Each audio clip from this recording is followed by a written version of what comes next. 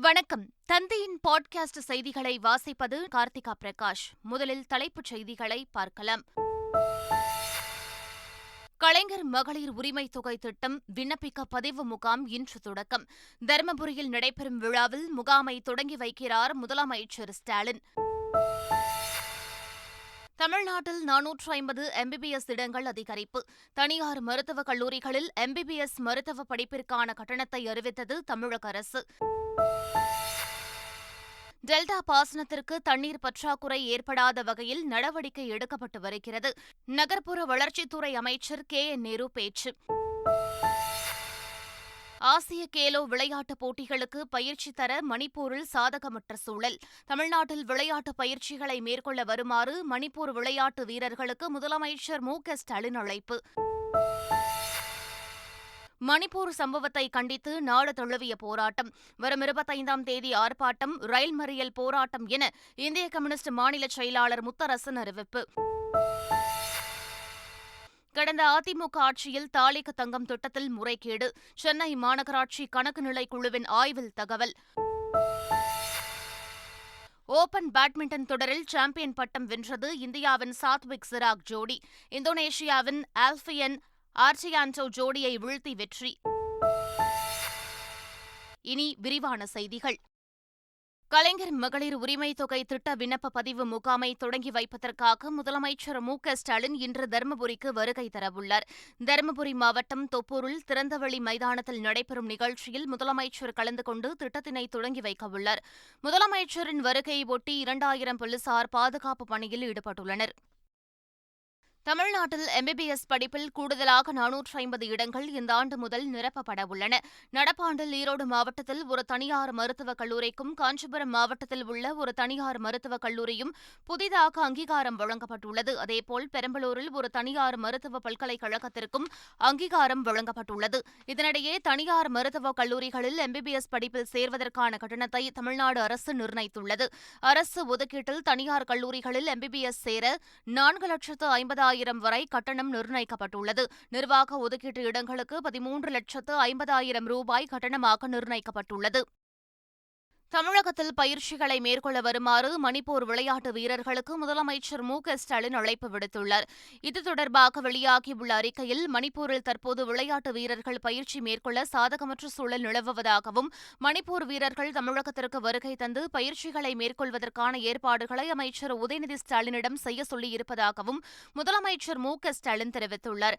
மணிப்பூர் விளையாட்டு வீரர்கள் தமிழ்நாட்டு விளையாட்டு மேம்பாட்டு ஆணையத்தின் வசதிகளை பயன்படுத்திக் கொள்ளலாம் எனவும் முதலமைச்சர் மு.க.ஸ்டாலின் தெரிவித்துள்ளார்.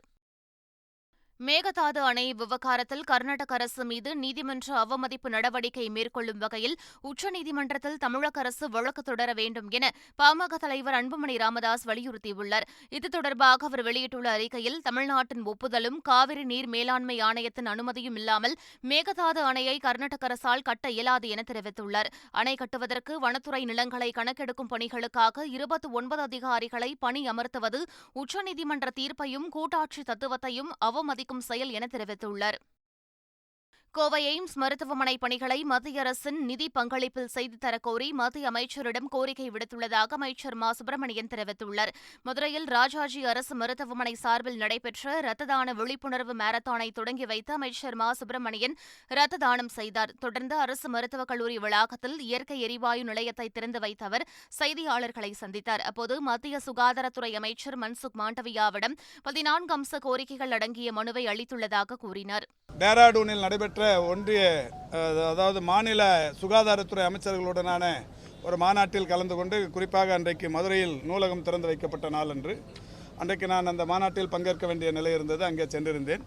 அப்போது அவரிடத்தில் ஒரு 14 கோரிக்கைகளை தந்திருக்கிறோம். அந்த 14 கோரிக்கையில் பிரதானமான ஒன்று மதுரை எய்ம்ஸ் உடனடியாக தொடங்கிட வேண்டும் என்பது. அந்த 14 கோரிக்கைகளையும் படித்து பார்த்த அவர் உடனடியாக தன் பக்கத்தில் இருந்த செயலாளரிடத்தில் அந்த மனுவை தந்து, இந்த கோரிக்கைகள் எல்லாம் எந்த அளவுக்கு விரைந்து செயலாற்றிட முடியும் என்கின்ற ஒரு தகவலை சேகரித்து வைத்துக்கொண்டு, பிறகு சுப்பிரமணியை டெல்லிக்கு அழைப்போம், அவருடன் நாம் கலந்தாலோசித்து எதையெல்லாம் எந்தெந்த காலகட்டத்திற்குள் முடிப்பது என்று முடிவெடுத்து அறிவிப்போம் என்று அறிவித்திருக்கிறார்கள். அவர்களுடைய அழைப்புக்காக காத்திருக்கிறோம். இப்போ கோவையில் கேட்டிருக்கிற மருத்துவக் கல்லூரி, எய்ம்ஸ் மருத்துவக் கல்லூரியை பொறுத்தவரை நீங்கள் இது ஜெயகால நிதி உதவி வேணாம், ஒன்றிய அரசே நேரடியாக ஃபண்டிங் பண்ணுங்கன்னு கேட்டிருக்கிறோம். ஏன்னா ஏற்கனவே மதுரையில் இது தொடங்கும் போது அன்றைய ஆட்சியாளர்கள் இது ஜெய்கா நிதி உதவி வேணாம், நீங்களே நேரடியாக பண்ணுங்கன்னு சொன்னால் இந்நேரம் கட்டடம் முடிஞ்சிருக்கோம், காலேஜுன்னு தொடங்கியிருக்கோம். அன்றைக்கி அவங்க அதில் கவனம் செலுத்தலை. ஏதோ அடிக்கல் நாட்டினா போதும், ஒரு நிகழ்ச்சியை நடத்தினா போதுன்ற மாதிரி மட்டும் பண்ணிட்டு போயிட்டாங்க. அதோட விளைவு தான் இன்றைக்கி அந்த கட்டிடம் வராத நிலை. இன்றைக்கி ஒன்றிய அரசுக்கும் அதை நாம் தொடர்ச்சியாக சொல்லியிருக்கிறோம். நிச்சயமாக இப்போ எதிர்காலத்தில் கோவையில் அமையும் போது அது ஒன்றிய அரசின் முழு நிதி பங்களிப்பை தான் நாங்கள் வலியுறுத்திக் கொண்டோம். தேசிய புலனாய்வு அமைப்பினர் தமிழகத்தில் 21 இடங்களில் சோதனை மேற்கொண்டனர். திருபுவனத்தைச் சேர்ந்த ராமலிங்கம் கொலை வழக்கில் 13 பேர் கைது செய்யப்பட்டுள்ளனர். 5 பேர் தலைமறைவாக உள்ளனர். இது தொடர்பாக தமிழகம் முழுவதும் 21 இடங்களில் தேசிய புலனாய்வு அமைப்பினர் அதிரடி சோதனை மேற்கொண்டனர். பாப்புலர் ஃப்ரண்ட் ஆஃப் இந்தியா மற்றும் SDPI போன்ற அமைப்புகளின் நிர்வாகிகளின் வீடுகளில் இந்த சோதனை நடைபெற்றது. இந்நிலையில் திருபுவனம் ராமலிங்கம் கொலை வழக்கில் தலைமறைவாக உள்ள 5 பேர் குறித்து தகவல் கொடுப்பவர்களுக்கு 5 லட்சம் ரூபாய் சன்மானம் வழங்கப்படும் என்று தேசிய புலனாய்வு அமைப்பு அறிவித்துள்ளது. நாடாளுமன்ற தேர்தலுக்காக டெல்டா மாவட்டங்களின் வாக்குச்சாவடி முகவர்களின் பயிற்சி பாசறை கூட்டம் வரும் 26ஆம் தேதி திருச்சியில் தொடங்க இருப்பதாக திமுக தலைவர் மு.க.ஸ்டாலின் தெரிவித்துள்ளார். இது தொடர்பாக தொண்டர்களுக்கு அவர் எழுதியுள்ள கடிதத்தில், புதிய வாக்காளர்களை சேர்ப்பது எவ்வளவு முக்கியமோ அதைவிட இறந்துவிட்ட வாக்காளர்கள் தேர்தல் நாளன்று திடீரென உயிர் தெழுந்து வந்துவிடாமல் பார்த்துக் கொள்வது முக்கியமானதாகும் என்று கூறியுள்ளார். நாடாளுமன்ற தேர்தலுக்கு தயாராகும் விதத்தில் டெல்டா மாவட்டங்களின் வாக்குச்சாவடி முகவர்களின் பயிற்சி பாசறை கூட்டம் வரும் 26ஆம் தேதி திருச்சியில் தொடங்க உள்ளதாக தெரிவித்துள்ளார். வரும் நாடாளுமன்ற தேர்தலில் நடிகரும் மக்கள் நீதி மய்யம் கட்சியின் தலைவருமான கமல்ஹாசன் கோவையில் போட்டியிட வாய்ப்புள்ளதாக அக்கட்சியின் நிர்வாகிகள் அறிவித்துள்ளனர். கோவையில் கமல்ஹாசன் ஏற்கனவே போட்டியிட்ட கோவை தெற்கு தொகுதிக்கு உட்பட்ட பகுதிகளில் மக்கள் நீதி மய்யம் கட்சியினர் மக்களை சந்தித்து குறைகளை கேட்டறிந்தனர். அப்போது வரும் நாடாளுமன்ற தேர்தலில் கட்சியின் தலைவர் கமல்ஹாசன் கோவையில் போட்டியிட வாய்ப்புள்ளதாக கட்சியின் மாநில துணைத் தலைவர் தங்கவேலு கூறினார். பாஜக ஆட்சியில் கலவரம் நேர்ந்தால் முதலில் பாதிக்கப்படுபவர்கள் பெண்கள்தான் என்று திமுக MP கனிமொழி வேதனை தெரிவித்தார். மத்திய பாஜக அரசு வெறுப்பையும் வன்முறையையும் தூண்டி வருவதாகவும் அவர் குற்றம் சாட்டியுள்ளார். நீங்கள் ஒவ்வொரு முறையும் நாங்கள் மதிக்கிறோம் மதிக்கிறோம் மதிக்கிறோம் தாய்நாடு தாய்நாடு என்று பெருமையாக பேசுகிறீர்களே, அந்த தாய்நாட்டிலே இருக்கக்கூடிய எந்த பெண்ணுக்கும் பாதுகாப்பு இல்லாத ஒரு நிலையை உருவாக்கி வைத்திருக்கக்கூடியது பாஜக ஆட்சி. இங்கே வன்முறைகளை, காழ்ப்புணர்வுகளை, வெறுப்பை, நமக்குள்ளான பகைமையை, வன்முறைகளை அவர்கள் கட்டவிழ்த்து விட இங்கே எந்த பெண்ணுக்கும், குழந்தைக்கும், ஆணுக்கும், பெண்ணுக்கும் இங்கே யாருக்கும் பாதுகாப்பு இல்லை, எதிர்காலம் இல்லை என்பதை நாம் புரிந்து கொள்ள வேண்டும். வருவாய் மற்றும் பேரிடர் மேலாண்மை துறையில் 110 வட்டாட்சியர்களுக்கு துணை ஆட்சியர்களாக பதவி உயர்வு வழங்கப்பட்டுள்ளது. பதவி உயர்வு வழங்கும்போது பிற்படுத்தப்பட்டோர் மற்றும் மிகவும் பிற்படுத்தப்பட்டோருக்கான இடஒதுக்கீட்டினை பின்பற்றுமாறு உச்சநீதிமன்றம் தீர்ப்பு வழங்கியிருந்தது. அதன் அடிப்படையில் 2004 முதல் 2019ஆம் ஆண்டு வரை வெளியிடப்பட்ட துணை ஆட்சியர் பதவி உயர்வு பட்டியல்களில் பணிமூப்பில் உரிய திருத்தங்கள் செய்து அரசாணை வெளியிடப்பட்டுள்ளது. மணிப்பூர் சம்பவத்தை கண்டித்து 25ஆம் தேதி நாடு முழுவதும் ஆர்ப்பாட்டம் நடைபெறும் என இந்திய கம்யூனிஸ்ட் கட்சியின் மாநில செயலாளர் முத்தரசன் தெரிவித்துள்ளார். மதுரை சிம்மக்கல்லில் செய்தியாளர்களை சந்தித்த அவர், மணிப்பூர் இந்தியாவில்தான் உள்ளதா என கேள்வி எழுந்துள்ளதாகவும், மத்திய அரசு இரு தரப்பையும் அழைத்து பேச்சுவார்த்தை நடத்தியிருந்தால் இத்தகைய பெரிய சம்பவங்கள் மணிப்பூரில் நடந்திருக்க வாய்ப்பு இருந்திருக்காது என்றும் தெரிவித்தார். கலைஞர் மகளிர் உரிமை தொகை திட்டத்தை விமர்சித்துள்ள நாம் தமிழர் கட்சியின் தலைமை ஒருங்கிணைப்பாளர் சீமான், நாட்டை கூறு போட்டு விற்றால் மோதி தள்ளுபடி என மக்கள் கிண்டலடிப்பதாக தெரிவித்துள்ளார். அந்த ஏ-கிரேட் டீச்சர்ஸ் எல்லாம் இங்க நகர்ப்புறங்கள்ல பணியமர்த்திடுவாங்க. அப்ப சிற்றூர்களில் வேலை பார்க்கறது யாரு? 3ஆம் நிலை ஆசிரியர்கள், சீக்கிரேட் ஆசிரியர் அங்க போட்டோம். அங்கேயே கல்வியின் தரம் சமமா இல்லை. மிகப்பெரிய வீழ்ச்சியை வேளாண்மையில் நிகழ்த்தியதற்கு காரணம் 100 நாள் வேலை திட்டம். வியாபாரிகள் எல்லாம் பொருளுக்கு விலை தள்ளுபடி பண்ணா ஆடி தள்ளுபடி, அதே வியாபாரிகளுக்கு நாட்டை கூறு போட்டு வித்தா அது மோடி தள்ளுபடி. அச்சுறுத்தல் சோதனைகளுக்கு ஒருபோதும் அஞ்ச மாட்டோம் என அமைச்சர் செஞ்சி மஸ்தான் தெரிவித்துள்ளார். உலக புகழ்பெற்ற நாகூர் தர்காவில் அமைச்சர் செஞ்சி மஸ்தான் நேரில் ஆய்வு செய்தார். ஆண்டவர் சன்னதியில் துவா செய்த அவர், தமிழக அரசின் 2 கோடி ரூபாய் நிதி ஒதுக்கீட்டில் நடைபெறும் பணிகளை ஆய்வு செய்தார். தர்காவில் 66 லட்சம் மதிப்பீட்டில் கட்டப்பட்டு வரும் சின்ன கல்லறை மண்டபம் உள்ளிட்டவற்றின் மராமத்து பணிகளை பார்வையிட்டார். பின்னர் செய்தியாளர்களிடம் பேசிய அமைச்சர், ஊழல்வாதிகள் பாஜகவில் சேர்ந்தால் உத்தமர்களாக மாறுவது எப்படி என கேள்வி எழுப்பினார். கடந்த அதிமுக ஆட்சியில் திருமண நிதி உதவி திட்டத்தின் கீழ் தாலிக்கு தங்கம் வழங்கியதில் முறைகேடு நடைபெற்றுள்ளதாக சென்னை மாநகராட்சி தெரிவித்துள்ளது. சென்னை மாநகராட்சியின் கணக்கு நிலை ஆய்வுக் கூட்டத்தில் 2018 முதல் 2019 நிதியாண்டில் திருமண நிதி உதவி திட்டத்தில் 4873 கிராம் தாலிக்கு தங்கம் வழங்கியதில் நிதி இழப்பு ஏற்பட்டுள்ளதாக தெரிவிக்கப்பட்டுள்ளது. 2024 மக்களவைத் தேர்தலில் புதுச்சேரி உள்ளிட்ட 40 தொகுதிகளிலும் வெற்றி என்பதையே இலக்காக கொண்டு கட்சியினர் செயல்பட வேண்டும் என்று அதிமுக விழுப்புரம் மாவட்ட செயலரும் மாநிலங்களவை உறுப்பினருமான சி.வி. சண்முகம் தெரிவித்துள்ளார்.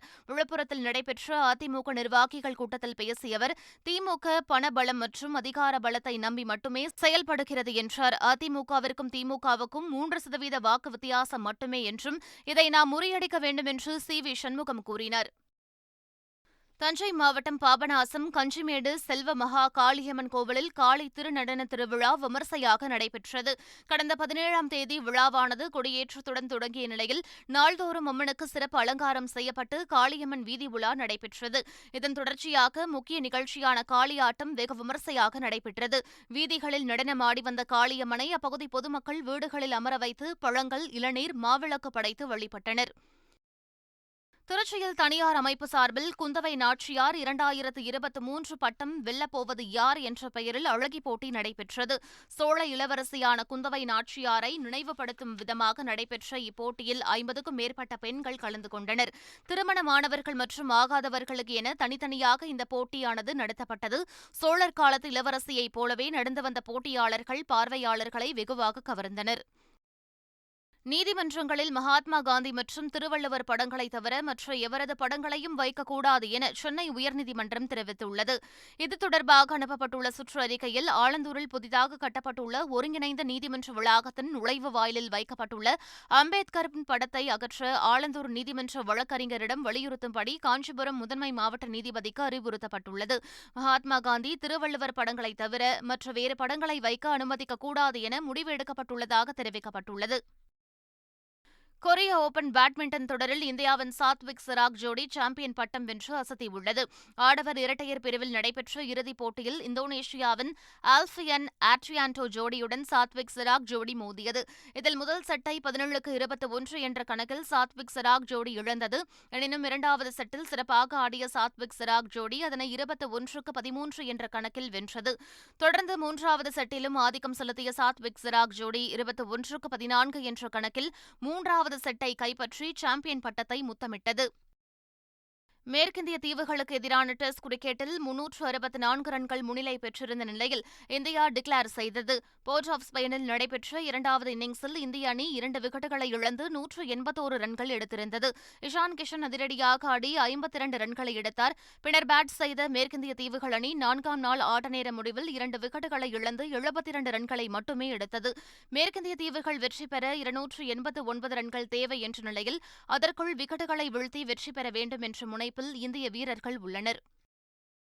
கர்நாடகாவில் காவிரி நீர்பிடிப்பு மாவட்டங்களில் கனமழை பெய்து வருவதால் தாழ்வான பகுதிகளில் உள்ள பொதுமக்களுக்கு வெள்ள அபாய எச்சரிக்கை விடுக்கப்பட்டுள்ளது. குடகு மாவட்டத்தில் உள்ள ஹாரங்கி அணை முழு கொள்ளளவை எட்டியதை அடுத்து நீர் வெளியேற்றம் அதிகப்படுத்தியுள்ளதால் KRS அணைக்கு நீர்வரத்து அதிகரித்து வருகிறது. தொடர் மழை காரணமாக ஆறுகளில் வெள்ளப்பெருக்கு ஏற்படும் சூழல் நிலவுவதால் தாழ்வான பகுதியில் உள்ள மக்கள் பாதுகாப்பாக இருக்கும்படி அறிவுறுத்தப்பட்டுள்ளனர். தமிழகத்தில் ஓரிரு இடங்களில் மழைக்கு வாய்ப்புள்ளதாக சென்னை வானிலை ஆய்வு மையம் அறிவித்துள்ளது. நீலகிரி, கோவை மலைப்பகுதிகளில் ஓரிரு இடங்களில் கனமழைக்கு வாய்ப்புள்ளதாகவும், சென்னை மற்றும் புறநகர் பகுதிகளில் லேசானது முதல் மிதமான மழை பெய்ய வாய்ப்புள்ளதாகவும் தெரிவிக்கப்பட்டுள்ளது.